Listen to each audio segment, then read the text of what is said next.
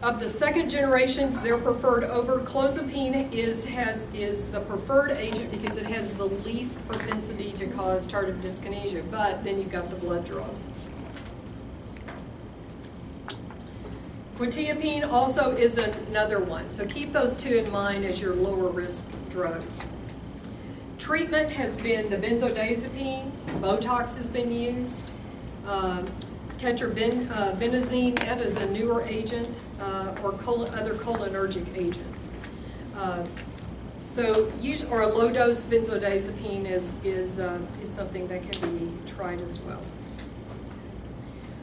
In that next to last paragraph, the anticholinergics are effective, but they could aggravate and worsen other dyskinesias. One that has been used in the past is trihexylphenidine or Artane has been used.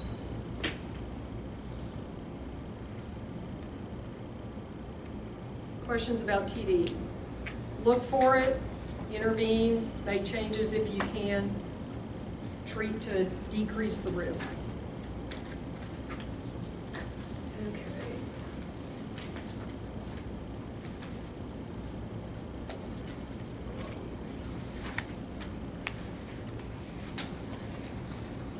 All right, selecting an agent. So the antipsychotics are the first line. They are mostly going to hit positive symptoms. So what are the positive symptoms? Have you talked about those? Yes, their brains are gone. Yep. So the hallucinations and delusions are written here, and suspicions, those are most likely to respond. Clozaril is more effective for patients who do not fully respond to other antipsychotics. So again, keep it in your pocket as a secondary or go-to. Negative symptoms do not respond as well. The only exception is that Vraylar, that cariprazine, is one that has demonstrated some effects on negative symptoms. So there are decreased emotional response, their lack of motivation.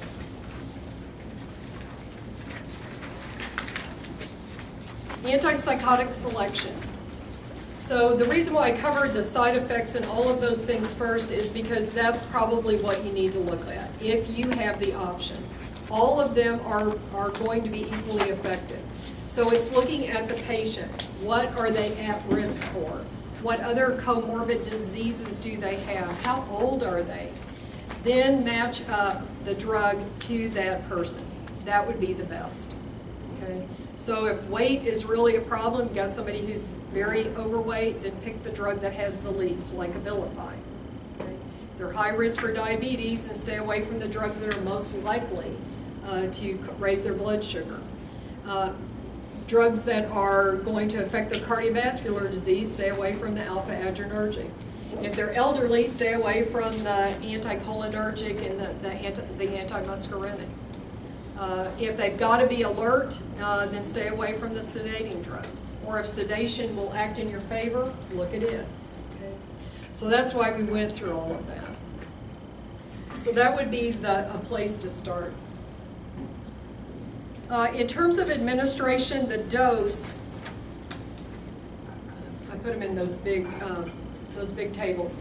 Here you're going to rapidly advance someone, usually within the first few days.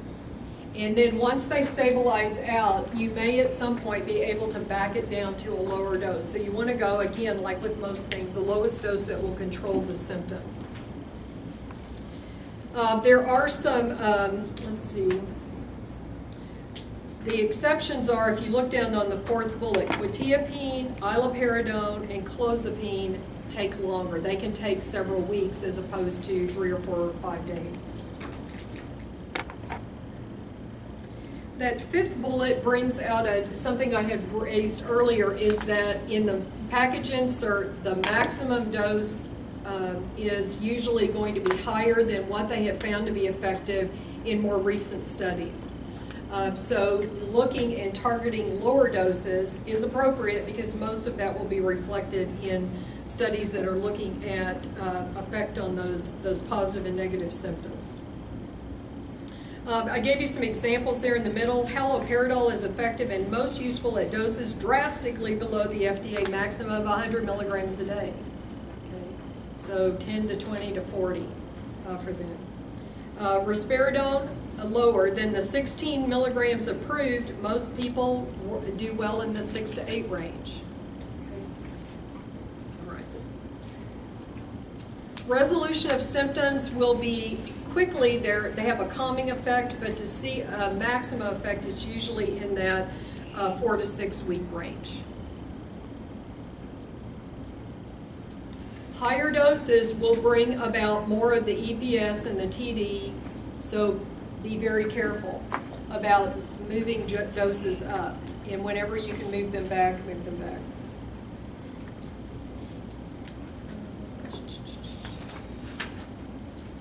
Course of response, look on page 21. So what initially happens? Initially, sedation, restlessness, postural hypotension, those are the earliest of the side effects. So warn the patients. So with the postural hypotension, what can you tell them? Stand up slowly. So change position, either laying down, sitting up to standing, to be very aware and do that slowly so the brain can catch up with their change in posture and get those blood vessels returning blood to the heart so they don't pass out. Let's see.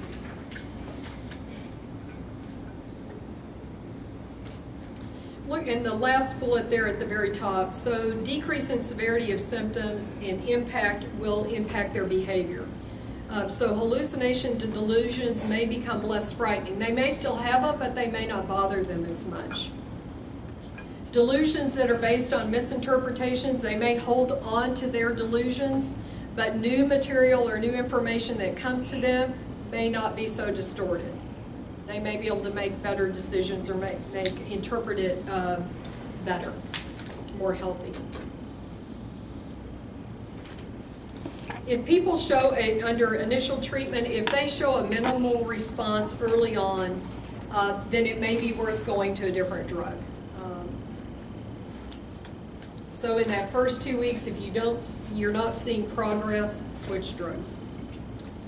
There is a guideline. It's called the 2009 Schizophrenia Port Patient Outcome Research Team. I will post it to the website.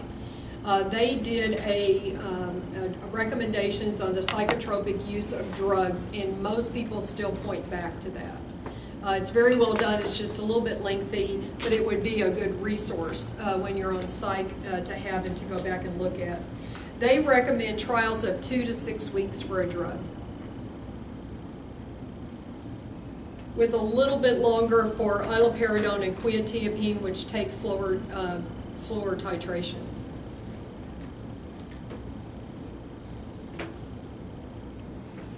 Dose adjustments,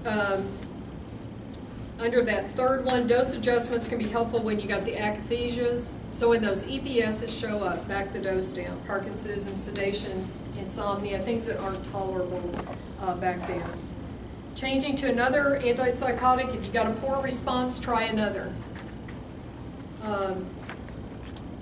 2 basic strategies there at the bottom and on the next page. So two ways you can do it. Because you know if you take that antipsychotic off, their symptoms are going to return. So 2 ways they recommend. One is to decrease the dose of the one you're taking them off while you're increasing the dose of the other. So it's called cross titration. The other one is keep them on the drug that you have currently prescribed and then slowly titrate the one that you are putting them on. Once they're stabilized, then back them off the drug that you were trying to get rid of. Okay. Less likely that they will decompensate because they weren't responding well to that drug in the first place. Okay, so either approach.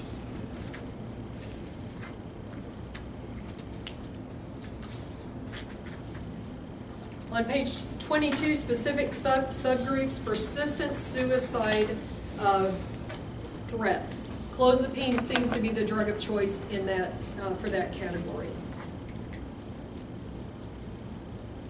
If they're acutely agitated, Rule out your EPS, could be that they're having extrapyramidal symptoms. Sometimes it's hard to distinguish between them. Using benzodiazepines is reasonable. Rule out substance abuse. I bet you Dr. Britton has raised that issue. Most of these patients will have other substances they abuse. Most of them smoke. They may or may not use alcohol, but they also may use other recreational drugs that can then cause them to either become non-adherent or it will make them, they'll look crazy. Cocaine use, crack, common, PCP. Mostly in our population, we saw crack was the drug of choice. So it may be different depending on where you are. Psychosis, again, looking at psychosis, benzodiazepines can help there to relieve the agitation. They're very quick in their onset, but you're not going to use them forever. You would eventually back them down. Let's see. You can use another, if it's a first presentation, you can use then an antipsychotic to do it. So don't forget you've got those rapidly dissolving tablets that can be used for an acute agitation as well, on the top of page 23. Or you can use the short-acting, a lot of these drugs have a short-acting intramuscular that can also be used.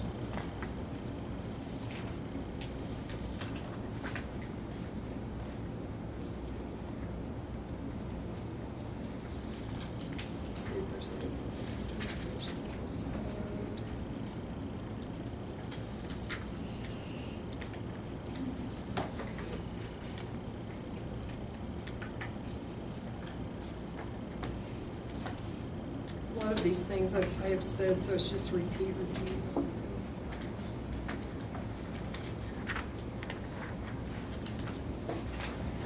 You look on page 24, maintenance phase. So all these patients are going to be moved to be maintenance. Minimizing symptoms, avoiding relapse, promote recovery, full integration back into society, pursuit of personal goals. I saw a lot of schizophrenics in diabetes clinic because they tend to have a higher incidence and the drugs then induce them. Many of them were very functional. Most of them lived by themselves and took care of themselves. I was telling Dr. Britt, now he told me that these are unusual, but I always loved the schizophrenics because they would do exactly what I said. Exactly. If I said test 4 times a day, by God, they tested 4 times a day. The non-schizophrenics didn't do that. But they were very, they kept their appointments, they were pretty truthful, and they did to the best of their extent. So I find he said those are highly functional and they're rare, so I should not tell you that, but I'm telling you that anyway. But they can become very high functioning. Let's see. Medication adherence. Let me say one thing about the very last section. There are a lot of long-acting, they're called depot, which means when you inject them, they cause a depot effect. They put an amount of drug at the injection site that will slowly be absorbed over time. So that's a depot. So the thought is that if you've got non-adherent patients, is to put them on a long-acting agent. That works and doesn't work. If patients don't want to show up then and get a shot because they usually have to come in, then that defeats the purpose. So that has been an approach to adherence, but it's not a be-all, end-all in terms of addressing that. But it is an option for people who don't want to take medicines every day and are willing to come in and get an injection every 2 to 4 weeks. So that's what that last part is. Again, like with everything else, better adherence comes with simplified regimens. The least amount of drugs that will get the most done. Doing combinations. Lowering pill burden once a day is usually better. Having them at times of the day where they're most likely, morning or at bedtime. Okay. Most of the time their drugs are covered well. The only thing I find is that in capacity limited medical coverage like Medicaid, the psychiatrists eat up all your drugs, all your coverage with their drugs. So sometimes it becomes a real challenge in trying to treat their diabetes and their hypertension and all the other medical problems that they have, because there's no other way to cover them. So that can lead to some need for some creative approaches, which we can talk at a different time. You all have done extremely well. You've paid attention, even though I know you're in much brain overload. With these drugs, its side effects and monitoring is big, and knowing some of the pharmacology that I've gone over, but that'll be my biggest thrust, is that. Okay? I'm not going to be so much on specific agents, except I'll write specific objectives if that's what I want you to do. If I want you to know the least or the most likely to, except with Clozaril, you'll have to know some of those. But that's where I'll go mostly. Because your test is Monday, right? Yes. Okay. All right, I'll see you in the morning bright and early, and good luck.